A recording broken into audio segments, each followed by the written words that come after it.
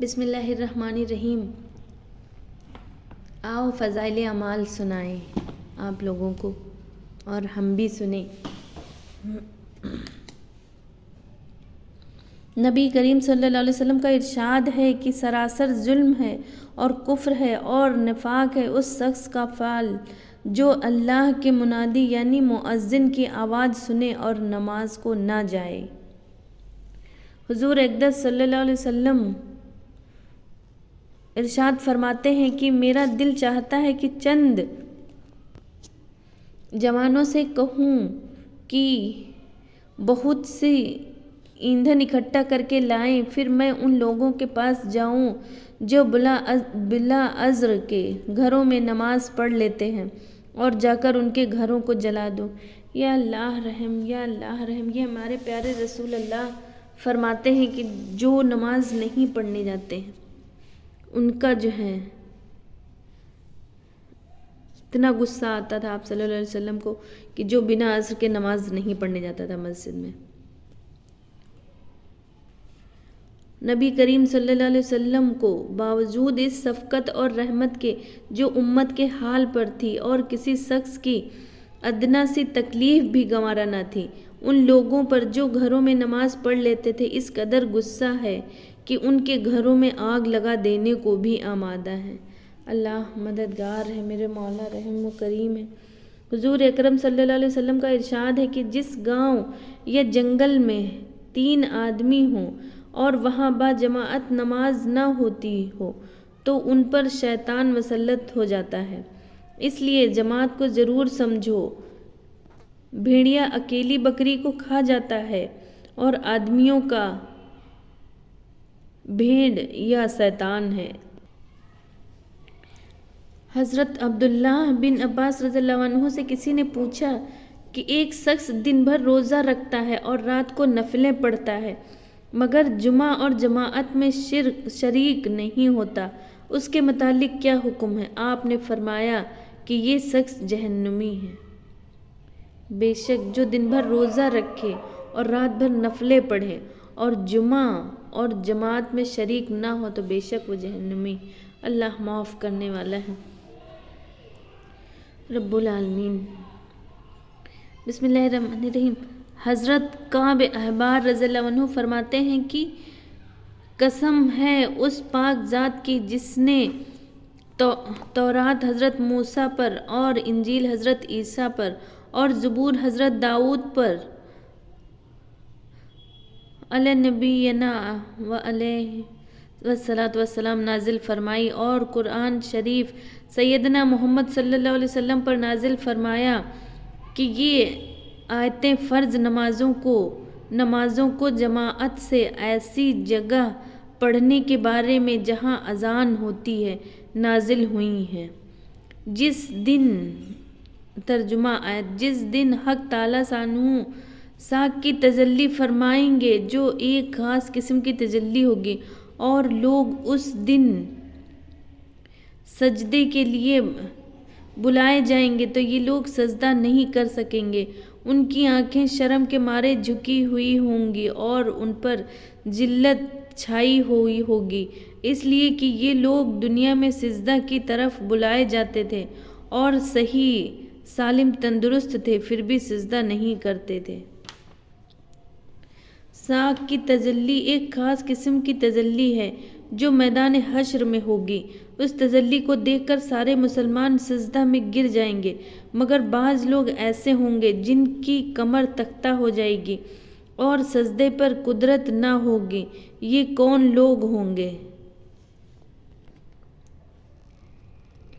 اس کے بارے میں تفسیر مختلف وارد ہوئی ہے۔ ایک تفسیر یہ ہے کہ جو کعب احبار رحمۃ اللہ علیہ سے منقول ہے اور اسی کے موافق حضرت ابن عباس رضی اللہ عنہ وغیرہ سے بھی منقول ہے کہ یہ وہ لوگ ہوں گے جو دنیا میں جماعت کی نماز کے واسطے بلائے جاتے تھے اور جماعت کی نماز نہیں پڑھتے تھے۔ دوسری تفسیر بخاری شریف میں حضرت ابو سعید خدری رضی اللہ عنہ سے منقول ہے کہ میں نے حضور صلی اللہ علیہ وسلم سے سنا کہ یہ لوگ وہ ہوں گے جو دنیا میں ریا اور دکھلاوے کے واسطے نماز پڑھتے تھے۔ تیسری تفسیر یہ ہے کہ یہ کافر لوگ ہیں جو دنیا میں سرے سے نماز ہی نہیں پڑھتے تھے۔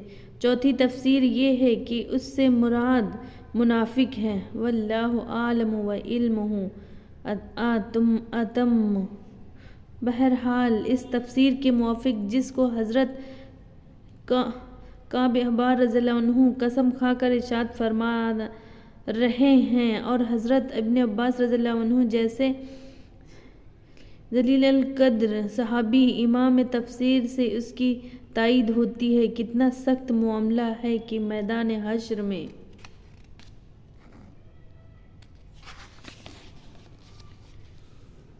میں ذلت نکبت یعنی برا حال، ذلت سے برا حال ہو، اور جہاں سارے مسلمان سجدے میں مشغول ہوں اس سے سجدہ ادا نہ ہو سکے۔ ان کے علاوہ اور بھی بہت سی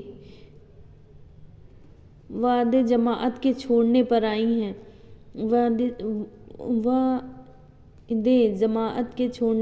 ہیں۔ مسلمانوں کے لیے تو ایک بھی وعید کی ضرورت نہیں کہ اللہ اور اس کے رسول کا حکم ارشاد ہی سب کچھ ہے۔ اللہ اور رسول کا حکم و ارشاد ہی سب کچھ ہے، اور جس کو اس کی قدر نہیں اس کے لیے ہزار طرح کی وعیدیں بھی بیکار ہیں۔ جب سزا کا وقت آئے گا تو پشیمانی ہوگی جو بیکار ہوگی۔ بے شک اللہ مددگار ہے۔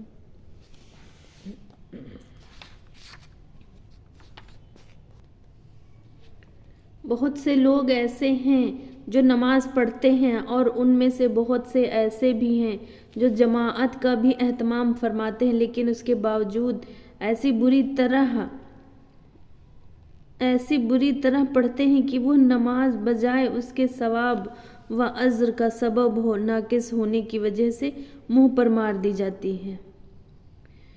گو نہ پڑھنے سے یہ بھی بہتر ہے، کیونکہ نہ پڑھنے کی صورت میں جو عذاب ہے وہ بہت زیادہ سخت ہے، اور اس صورت میں یہ ہو کہ وہ قابل قبول نہ ہوئی اور منہ پر پھینک کر مار دی گئی، اس پر کوئی ثواب نہیں ہوا۔ لیکن نہ پڑھنے میں جس درجہ کی نافرمانی اور نخوت ہوئی وہ تو اس صورت میں نہ ہوگی۔ البتہ یہ مناسب ہے کہ جب آدمی وقت خرچ کرے، کاروبار چھوڑے، مشقت اٹھائے تو اس کی کوشش کرنا چاہیے کہ جتنی زیادہ سے زیادہ وزنی اور قیمتی پڑھ سکے اس میں کوتاہی نہ کرے۔ حق تعالیٰ شانہ کا ارشاد ہے، گو وہ قربانی کے بارے میں ہے مگر احکام تو سارے ایک ہی ہیں۔ فرماتے ہیں سورہ حج، نہ تو حق تعالیٰ شانہ کے پاس ان کا گوشت پہنچتا ہے نہ ان کا خون، بلکہ اس کے پاس تو تمہارا تقویٰ مطلب اخلاص پہنچتا ہے۔